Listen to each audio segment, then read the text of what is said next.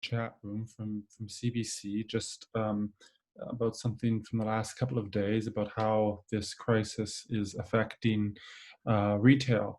And I guess, as you've noticed, you might have seen that some businesses are going out of business, that they're closing, that staff have been laid off, and the CBC article that I put in the chat room here, it's just an example of all the changes businesses will have to make.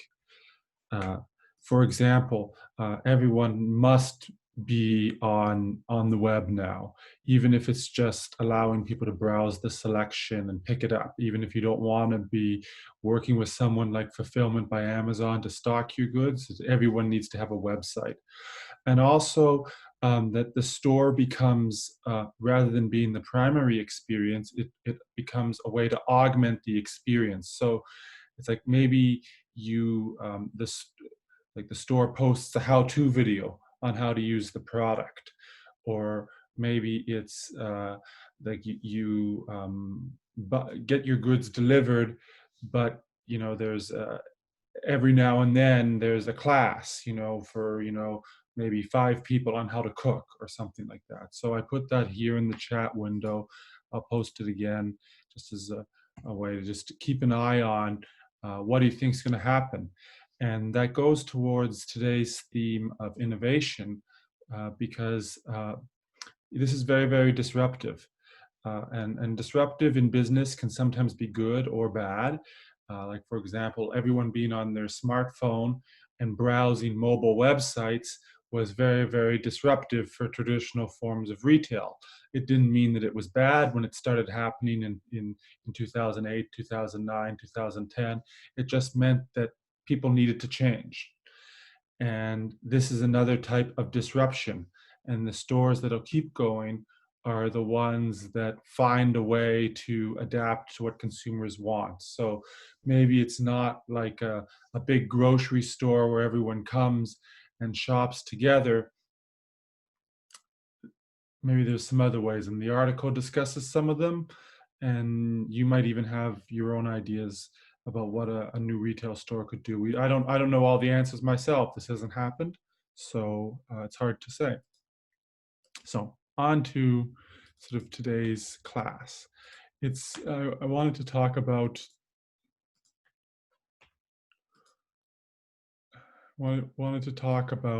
the idea of innovation, and I think it's a good topic because just doing things the way it's always been, like just opening a clothing store if you want to get in business for yourself, just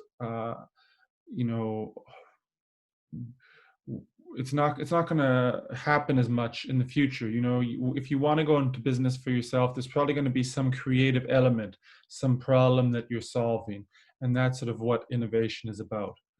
As a start, I just wanted to give you a bit of an idea, question, like, what do you think is more important for a company to have? Is it more important for a company to have good ideas or to have good people? And that might be something, you could you could just put in the chat window what your thoughts were. What do you think it's important for one company to have really, really good ideas, or whether it's more important for a company to have, good people, with, good skills and values working for them. Where's my chat window? Good participants.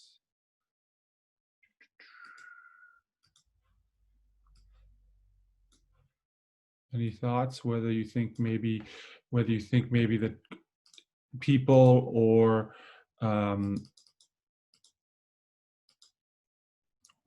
ideas are more important?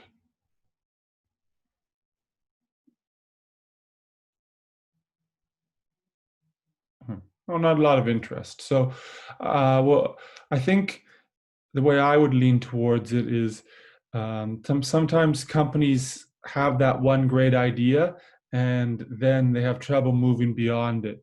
Whereas if you do take the time to hire people who are oh, there we have it. good people are more important.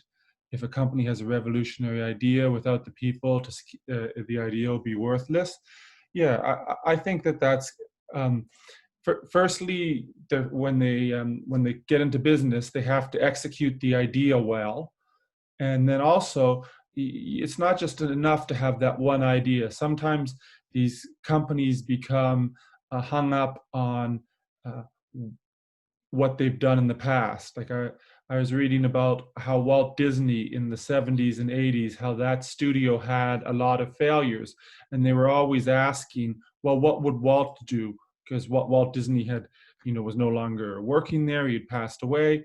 And they always tried to go back to what Walt Disney would have done. And they weren't able to think ahead and look forward themselves. So, although we're talking about new ideas, it's also important that you have the right people in place. So sometimes in business, I don't know why they put this in the curriculum, but they do differentiate between an invention and an innovation, although I think they both, if you were going into business, they're very, very similar. An invention is going to be something, a new product that never, that hasn't been done before, that fills a need. The first um, iPhone would be, by this definition, would be an invention. And then an innovation is something that's using technology to improve existing processes. So like the iPhone that started using Siri would be an innovation. The iPhone X with the 3 cameras would be an innovation. That's just the one sort of definition that's in here. An invention being something that's never ever been done before, an innovation being using technology to modify what is already out there. And sort of they talk about these stages that all products need to go through. And if you go through them, like, it's very, very rare that you get an idea and immediately it starts to work. Most innovators go through a process where they start with the concept. What is it that's the problem? What are people upset about? What are possible solutions? It could be anything. Like, what is it that people want in their coffee? Starbucks thought about frappuccinos, and they're like, okay, well, we sell a lot of coffee in the morning, a lot of coffee in the winter. How can we sell more in the afternoon and in the summer? And then they started expanding their drink selection. The iPhone would be an example of, okay, well, people talk on the phone, but then they're also sending emails, and then they also have things that they want to look up on the web. So let's bring all of those things together in one big device. So the second phase becomes the design phase. Calculating how much it's going to be, making a blueprint, uh, you know, think determining if it's feasible. Can this be done at a reasonable cost? Determine what's required to go ahead. Then the next phase would be the build phase, where you make a prototype and you test it, and then you review and you redesign it. One of the things about this class is, hopefully the takeaway is that the innovation isn't a one-step process. There's always a lot of refining happening. And then lastly is the sharing phase, where you present the invention to the public. So identifying a problem, sometimes is there a way to improve society or to help people? Uh, Making something easier. My friend at Northview handles this with his class by having them make a device that would help people with disabilities. One thing about that school was that there's people from a lot of different backgrounds at Northview. So the idea is, what could help a student who has a bit of a disability get through the school day a little easier.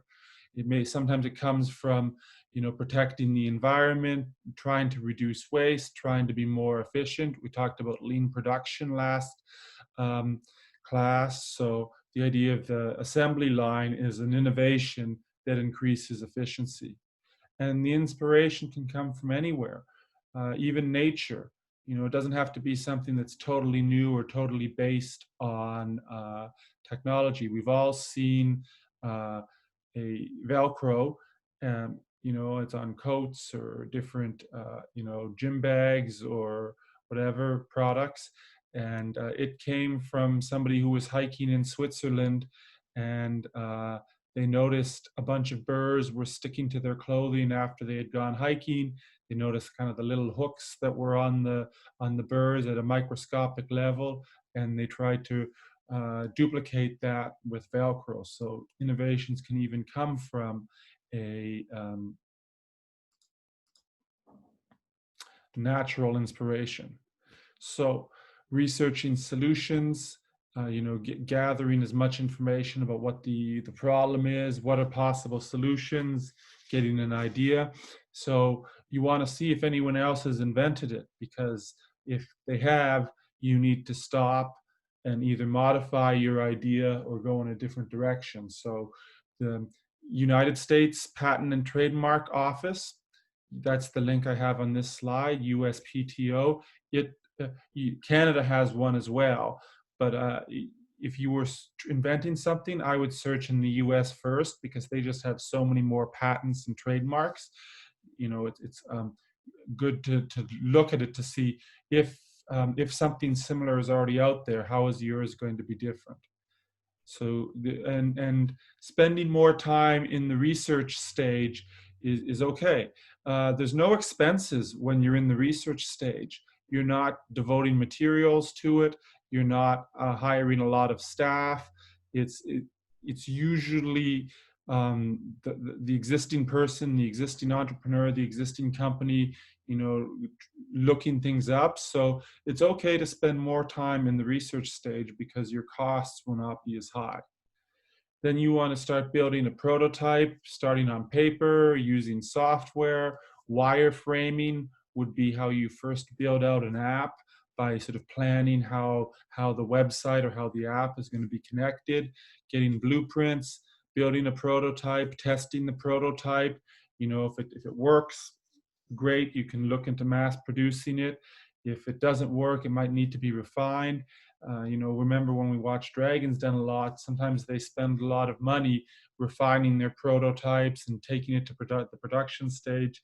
It's a lot easier said than done to go from just one prototype to a mass producing the item. But the first step is, once you have your idea and it's available, is to prototype it. So an interesting anecdote is when Steve Jobs launched the iPhone. So they had the iPod, and the iPod was a big innovation, because instead of just having one, one CD on your Discman, you could have as many songs as you wanted, and it was very, very successful. So they thought, well, what's the next level? Well, he challenged two divisions of his company to build the prototype. He had the iPod division. They made a iPod with more memory, that had the camera, that had the email, but actually the interface was still the iPod wheel. The first, iPod, it was a wheel-based, you could scroll forward and backward, and you could scroll through lists of songs and through menus. And it was like a rotary dial phone, like that very, very old-fashioned phone. The other group, the MacBook group, they were the ones who thought of doing a touch screen. And so they took the touch screen from Mac, the idea of a screen and an operating system like a laptop, like a MacBook laptop. And so Steve Jobs had the two parts of the company compete. And it was the laptop group, the MacBook prototype, that won out. And it'd be kind of really different if the iPhone had this rotary dial phone that hadn't been in use since about the 1970s, but that was actually one of the first prototypes for an iPhone. So you want to test it. Does it work? Where can it be improved? Making upgrades. Somebody might say, hey, what if we expanded the touch screen? What if we reduced the battery usage? What if we added a camera, things like that, determine if it's feasible to produce. A lot of times getting things up to mass production, you need to find a partner to produce it with. And it's difficult to go from a prototype that might be interesting to um, to making it mass produced. And then lastly, sharing it from others, sharing it, getting feedback, patenting the idea, launching the product, selling it, and refine it as needed. And so sometimes there might be someone who's a good entrepreneur and they're not so good at the selling part of things. And that would be a good reason to partner, and that would be the last step in the invention process. And think of it as a bit of a cycle. This was a graphic I found on the US Patent and Trademark Office website about how, the phonograph was patented in 1891. Then, there was record players. Then there was cassettes that were patented in 1971. And then the iPhone was actually the iPod. This design was patented in 2006. And it's always a cycle of improving. So we use a lot of tech in our lives. I thought it might be interesting to look at some of the stages. How did we get there? Well, this thing that they're unloading from the truck here is the first portable hard drive. And you see there's like 4 people unloading it from this truck, and it's like the size of a refrigerator. And it's a 5 megabyte hard drive. Previously, everything was on tape or punch cards, and you really couldn't, if you click on the magnifying glass on your computer and you search for a file, it finds it for you. That feature wasn't available with tape. You had to have the right tape in there. You had to have the right punch card program. It was very, very inconvenient. So this guy that they're unloading here was the first hard drive that you could search. And you might have, your phone is 16 gigs, 32 gigs, maybe even have a nicer model than that. This is 5 megabytes, and it's the size of your refrigerator, maybe even the size of 2 refrigerators. The internet, how did that get started? That was a joint project between some defense agencies and a lot of universities. When the Soviets were the first country to put a man in orbit, the US said, okay, we need to be smarter. We need to improve the amount of knowledge in our country. So ARPA was sort of the Advanced Research Projects Association or something like that. I'm not sure what the last A was. And eventually it became DARPA, Defense Advanced Research Projects. And so the first internet was connected these 4 sites like Stanford, UCLA, UC Santa Barbara, and Utah. And initially it was so that the researchers in those 4 universities and the defense contractors in those cities could share information. So obviously the internet's come a long way since then.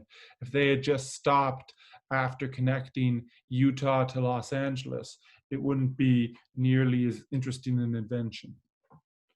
You see, here's sort of the guy on the first cell phone, right? Like behind him, there's some people on a payphone, and the first cell phone, was a big invention because you didn't have to be in your office. You could make your own calls. You could be in the car.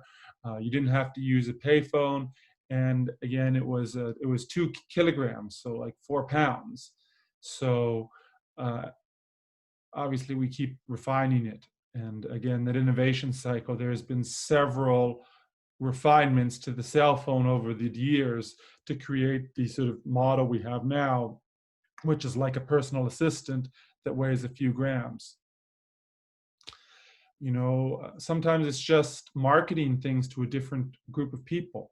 In the 70s, Apple sort of offered the first computer for regular people.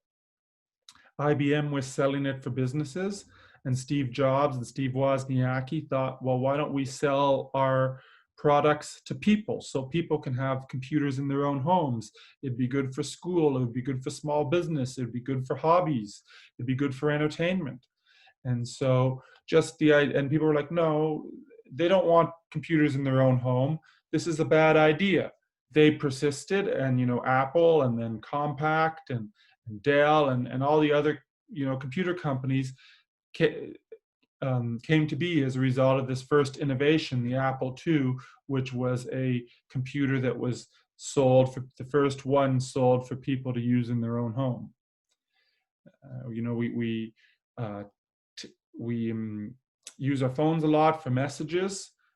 Research in Motion in Waterloo launched kind of the first prototype in 1999 as a two-way pager. It had a little calendar. It had some email features. It had, your list of contacts. You could send text messages, kind of two-way paging back and forth. And so that was a great innovation because it was the first time you could, actively send people messages. But obviously, again, they didn't stop. Industry didn't stop. They kept working on it. Wikipedia, you used to have to get a book, get a CD-ROM. Now you can go online and pretty much find out anything you want. That came to be in 2001. And Steve Jobs launches the iPhone in 2007. It's the first time they put a touch screen on a phone, and that kind of innovation of taking the touch screen technology with the phone, was very, very successful. So after you create your idea, you need to patent it, which is a legal way to register your idea. If you don't patent it, it can be copied. You need to fill out an online application. So in Canada, Industry Canada maintains the website where you patent it. So you would go to this link here. You'd fill out all the information about what the idea is, submit the diagrams, the blueprints, and then it would be registered to you. So just the difference between a patent and a copyright. A patent or a trademark in the US is going to be a device, a product, a process, a service. A copyright is like your writing, your music, your original work of art. And sometimes people choose to license the idea.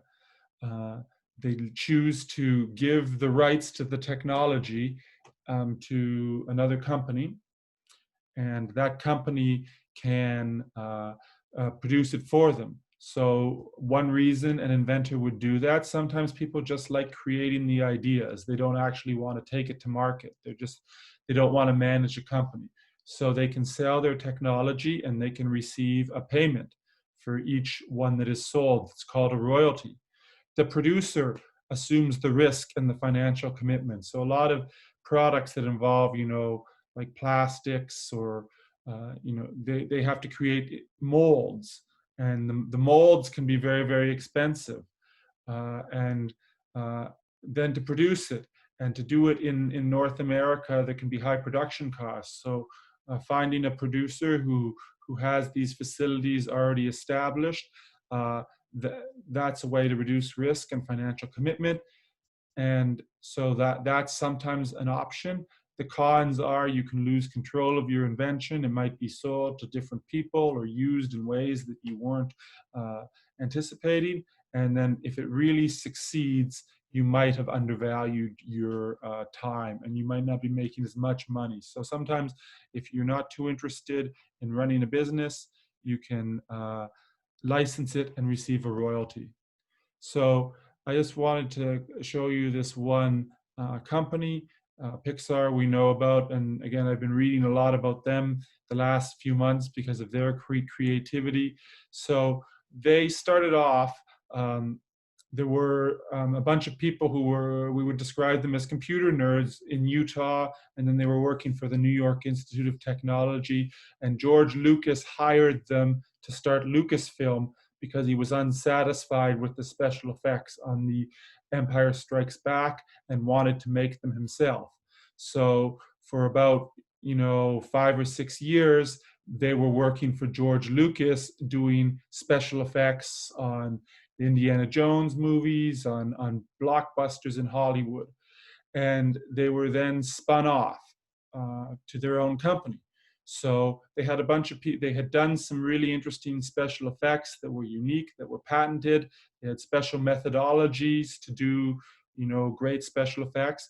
But actually what they tried to do the first few years they were in operation was to sell a piece of hard drive, not a hard drive, a piece of hardware.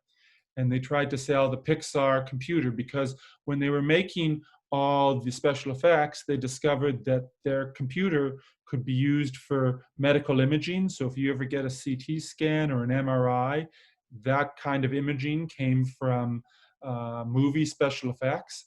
It was good for sort of simulations for like military products to simulate whether the missile would land on target. So they tried to sell this computer hardware, and they were trying to figure out what would the price be. And they were thinking, okay, do we start low? Do we start low to get market share and then raise it later? Or do we start high? And the advice they got was to start with a high price. So their computer actually cost $122,000. And unfortunately, it was just too high. And they got this reputation as this company that made very, very expensive computers that no one could afford. So their initial product was a failure. This computer worked, like it could do great computer imaging, but no one wanted to buy it. It was failing on step 5 of the process, that is, being mass produced and sold. So they had to change. During the course of demonstrating this computer, they had made several short animated films that were well received. And as a result, they started partnering with Disney. So they made new products that rendered curves. Having curves in computer animation was a big deal. They they made it easier to map something, so you could fill in a background and put the foreground character on it and it would look smooth, and also to sort of maintain the 3-dimensional spacing. So in the top right here, Ed Catmull, this was his first film, and it was just a computer, black and white, computer generated hand, and they made more and more films. Eventually they made the final scene to The Little Mermaid using their computer animation process. It was called CAPS, computer animation production scenes, I believe. And then as a result of that, they partnered with Disney. They made Toy Story. They made a few more successful films. Eventually they were taken over by Disney, but they tried to be a computer company selling expensive computers. And it was a great product, but it wasn't sellable. What was something that they could sell was their animation skills. So they didn't, bang their heads against the wall. They were smart enough to change gears, and that's why they remained successful. So that's my thoughts a little bit about innovation today. So it's not a straight line, definitely more of a circle. Definitely, companies sometimes need to, sometimes they create one good invention and they have trouble following up. Or in the case of Pixar, the first product they launched was the wrong invention. It wasn't feasible. But hopefully that makes you think about how can businesses be more creative in the future. Okay, so that is sort of today's class. Wednesday's class, I was going to talk to you about how businesses choose the right medium to advertise. And then I was going to talk a little bit on Friday about pricing. So if you want to join us again on Wednesday, class is going to be at 10 o'clock. And then if you go to the classroom, if you go to the Google Classroom, you can see, close this guy, exit. You can see that, got to get into the business one.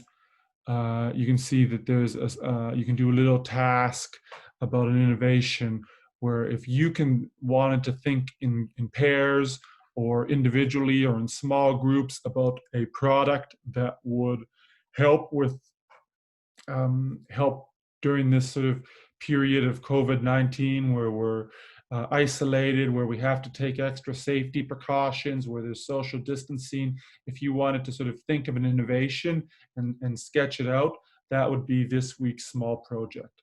So thanks a lot for your time today, and I'll see you on Wednesday at 10 o'clock.